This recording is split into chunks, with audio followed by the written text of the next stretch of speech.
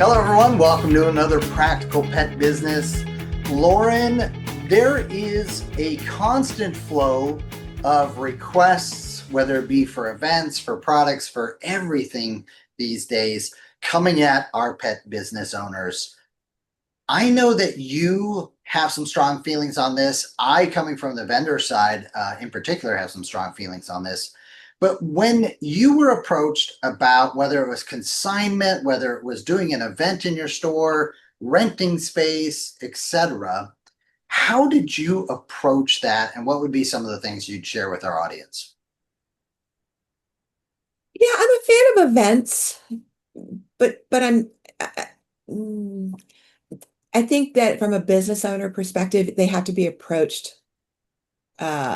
with some thought.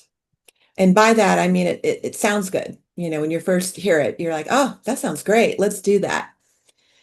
Is not the next sentence that should come out of your mouth. That sounds interesting. What would that entail? What are you thinking? Do you have insurance? Do you have liability insurance? Do you, how do you envision that? What time period does that cover? Do you take it, does that require a deposit? And I'm kind of covering a lot of things because the events that I would do, I did events with photographers, for example, during certain times of the year. Um, that was a very in-depth conversation because, there's a deposit required and, you know, I was adamant that the store hold that because if the photographer, until we got to know the photographer, but if anything happened and they canceled, I could at least refund the money. Um, and there were events like rescue events, liability insurance. I need a copy of that sent over. I need to be sure that we're covered as part of that for the day that you're there. That you have that to show me. I need to be sure that, how do you run that? Are you outside? Because if you're outside, do you have pop-ups? Because I don't want the animals sitting in kennels in a hot sun. So that was my requirement. You have to have pop-ups. You have to have something that cools the animals off. You have to, you have what kind of, or if it's colder out, do you have, warmers or anything? There was a lot that goes into it that I don't think, store owners think about. Do you have to think about it? No. It's not your event, but it does reflect on you. And I care about the animals, especially, that are there for events. So I want to be sure that they're comfortable and that their setup is the best. I want to be sure that people bringing in their animals, that it's safe and secure, and that the people that are going to be dealing with them are animal friendly. Just because they can take pictures of them doesn't mean that they love animals, just means that they can take pictures of them. I want to know that they're going to be patient and, if an animal potties when they're not supposed to because they're nervous, that the photographer's not going to have a meltdown. Are there, whatever the events are, that there's a discussion that occurs, even if it's training, all of those things, all of those things reflect on you as a business. I am not as fond of somebody coming in and renting space on a regular basis, because that reflects on you repeatedly. They become part of who you are. If their business policies are different than yours, it gets confusing for the customer. If that their section, it's like, are you renting an antique mall? If their section isn't open, they can't make it in. Who rents that? You run that? You take that responsibility on? Because you shouldn't. They're renting space, and then that part of your store is not available to people. What excuses do you have to give them? Consignment? That's different. If you're going to do consignment, what a great thing to do during the holidays. If somebody is just doing something holiday themed and you're like, okay, I'll take 25 of these. I don't want to own them, because they're holiday themed. We'll sell whatever we can. Let's work out the agreement on what that's going to look like in a split. And then you take back whatever's left, kind of thing. So it's a little bit all over the place. The bottom line here is it has to be talked out. It has to be thought out and talked out, and it's different from every single person to every single person. Yeah, I agree. I think, and as someone who did rent out space, when I was doing the photographer, it was something that I really had to plan in advance. And so, from the store standpoint, I also needed to know what they were planning. And I think that's an important part as you're thinking about, am I going to rent space or am I going to support this, charity event? I love all the things that you brought up. You got to have all of the legal stuff in place for peace of mind and the security for everybody. The additional part of that is what else is going on in your store, in your parking lot, in your suite of stores in that complex as well. There were times where I would actually turn down because I'm like, they rent that place two doors down from you out as a come and take a photo with Santa. That they don't allow pets there is not enough for of a reason for me to say, let me set up something similar because it's just not enough of a difference maker. Um, and maybe let's do something instead of for Christmas theme, let's do it for Easter, or let's do it for, Halloween, or there were so many ways to get creative. Valentine's Day was one of my favorite ones. Right. And so, you know, I think when you're calendaring those things out, you got to look at all of what's going on for your business, what's going on around your business, and really have a plan of does this make sense? I like when you said that it is a reflection no matter what, and it's a two-way reflection. But if you're the one that most people come to on a regular basis and know you for what you are, it's got to be. I would rather not have the amount of times where I heard stories from different pet stores of, oh my gosh, Rob, we had someone here, doing Santa photos a year or two ago, and they just showed up with a chair and a curtain, and you roll in with the props, a full Santa chair, and the blah blah. I mean, it is such a difference, and I'm like, oh, I'm not sure that's going to be great because your customers are thinking, oh, we're signing up for something the backside, which means I've got to do more marketing and have more in here for them to know they're not getting that experience, they're getting my experience. I also love that you talked about the consignment thing. I love that, especially during certain times of the year. I really love that notion. I used to, it used to be like, oh, hey, let's have a local section for local, artisans and businesses in this area. And you still see that quite a bit. Um, these days, I've seen that expand out, and it's just more for the season or specific things that fit in. I like that a lot. And I agree with you. What a great way. Not everybody wants to do consignment. Okay. But there are plenty out there who will. And if it fits what you're doing as a business and you're looking for something unique, what a great way to bring people back into the store for something that they're only going to see for this small, time frame. It's one of the things, even the biggest of box stores does that on a regular basis. When you walk in and you see their holiday things or their limited time offerings, they truly mean it. It's a limited time offering. So if you're going to use that, make sure you're letting your folks know that I've got them. I've got this unique thing going on for the month of whatever, and I'm going to have these artisans or this, et cetera. Um, you can get pretty creative, and I like that. That's a great call out by you. Um, another one that you didn't hit on, which is interesting to me because having been a vendor, there was plenty of times where people would say, well, we'll put you on the store, but you got to pay for the shelf space. That's Right. something I do not like. Not because, oh, it's a cost. I don't like it because it just felt like there was not belief in the product. And why am I putting myself in your store paying for this space? You're either going to promote the heck out of it because I'm paying for that shelf space, or you're not. And in either case, I'm not seeing the total benefit. So I get asked that a lot by a lot of manufacturers and vendors. Hey, what do you think? They've offered us this shelf space. And I always say, so the motivation is the money up front. I I don't know how they're a great advocate for you if they're not bringing you in because they want their customers to know about you, to benefit from you. So I'm interested how you view that and how you give guidance for that because I know you can't bring everything in, and every bit of shelf space is so valuable. So Yeah.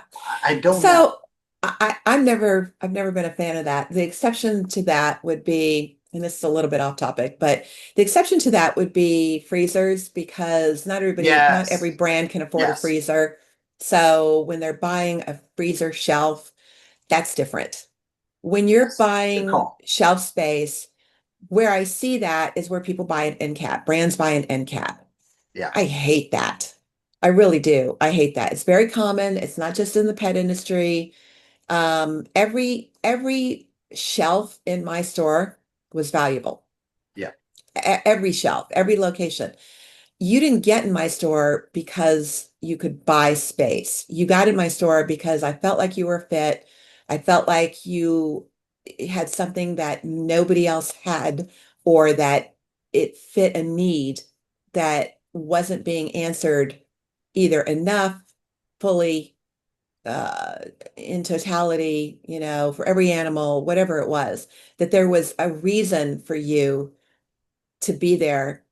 I didn't need to, cannibalize any of my right. other products. So, there had to be a genuine need. So when I looked at a product, they were judged on their merit solely.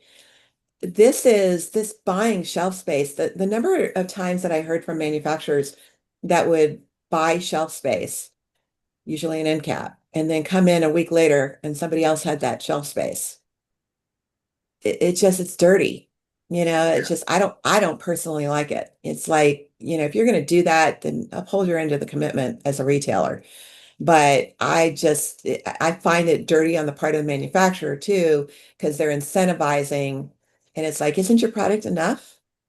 If your product is enough, you shouldn't need to incentivize it that way. I'd rather have you do yeah. something that promote it, or, Yes, did something that got it into the consumer's hand easier, quicker, better, faster, so that I could sell more of it, that I could create a following of it. And then who the heck cares about the shelf space yeah, cost? It's going to pay for itself. But when it comes to consignment areas, specifically consignment would be items that you don't necessarily want to commit to, that are either seasonal, or they're very small, vendors. Maybe they're local, they're artisans, they're crafters, whatever. Maybe they make treats, something like that. And you want to give them a shot because they're locally made. You have a locally made section, a seasonal section, whatever. But that way you're not stuck. The one thing I will say is that whatever you do when it comes to renting space or doing consignment or bringing in someone for an event, the the potential for problems is going to fall on you, the retailer, primarily, because everything's a reflection on you. It's all your customers coming in there. It's all exposure for the vendor, event person, the consignment, whatever. So cover your butt. Make sure yeah. that you address everything, that there is nothing that is vague or gray, so that you don't have any issues after the fact. Get it in writing, put it together so that it makes sense, and protect yourself. Yeah, I like that. And you had such a good point there with the freezers, the refrigerators, things that require um, additional investment. That makes total sense. Things that require you to remove a shelf and shelf space, that makes sense. And I think back to a number of things that required electricity if they were going to be put in the stores and things of that nature. That's an extra cost that you don't have for putting something on the shelf. that you want your customers to have access to. So great call out there. I think one of the other elements of this is just it can be a great avenue for you to be able to have change Mm. without completely disrupting your store's flow and all the rest of that. You've got something fresh coming in. You've got like, hey, we haven't been there in, a few weeks. And I think that just goes back to that notion of how do you keep things fresh? How are you viewed by your pet parents who are coming in to purchase things, to see things? I always I'm uplifted when I see something new in a store. So I do like that, and I definitely see what you're saying there in a number of the different areas.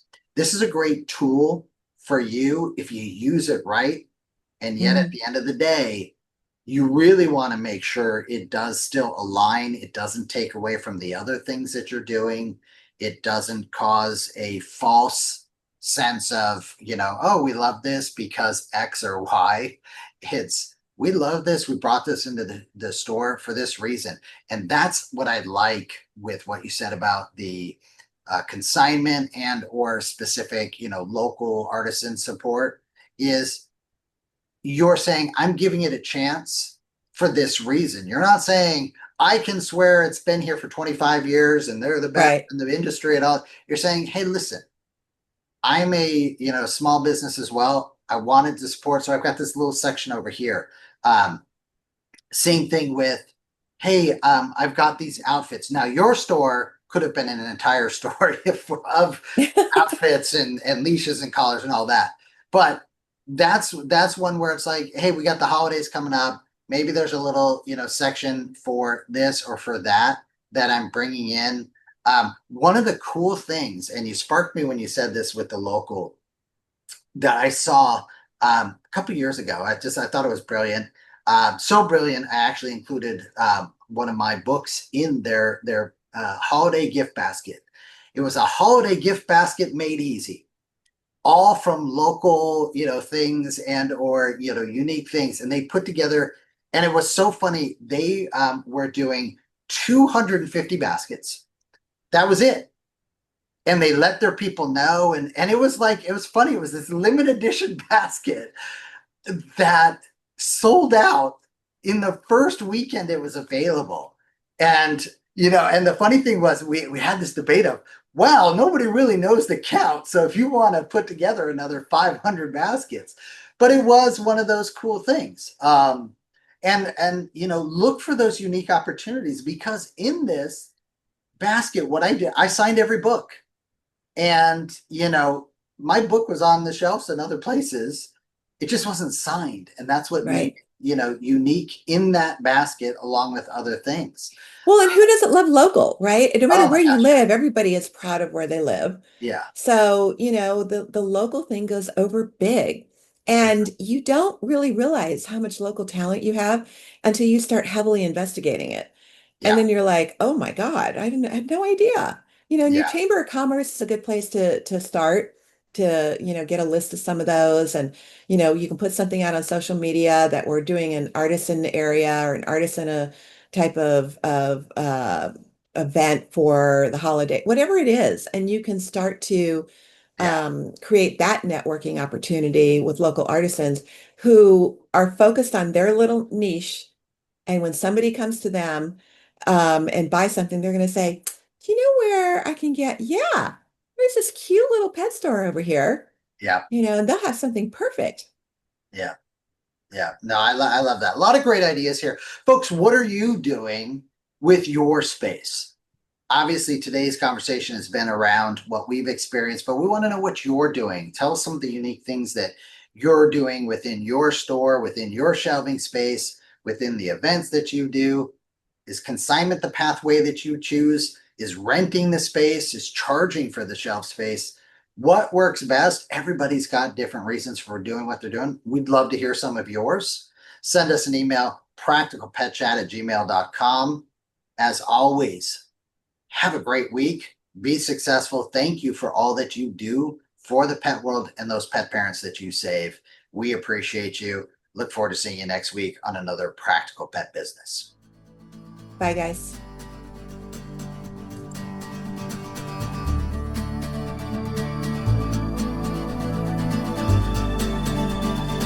The content of this podcast is for informational purposes only.